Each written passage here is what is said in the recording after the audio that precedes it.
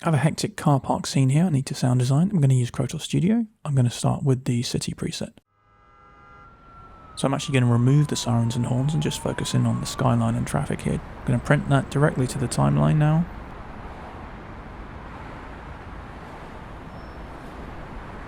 Okay, next I'm actually going to turn down the sirens and traffic now, and I just want a layer of horns.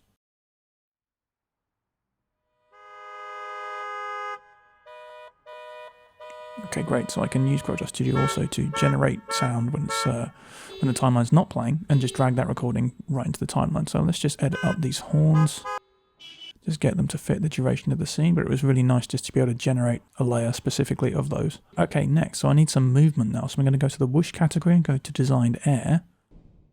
This has a lot of nice whooshing transition sounds. So I'm going to make them a bit faster.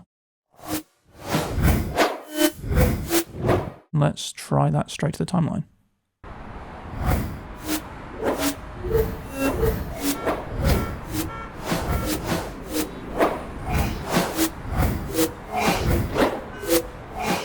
So just by clicking over and over again in the XY pad there, I can trigger tons of whooshes really, really fast. So I get the rough direction of it first, and then I can trigger hundreds of whooshes really fast on top, which is exactly what I need. So I'm going to go to the Swish preset now, just for a different type of whoosh. So let's make that faster. Great, that's going to complement the original layer nicely. Let's go.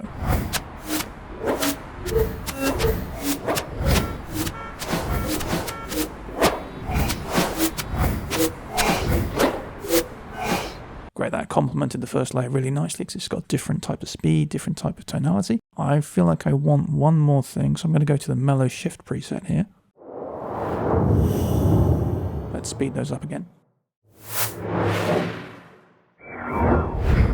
Okay, great, that's another nice layer. Let's do a take of that as well.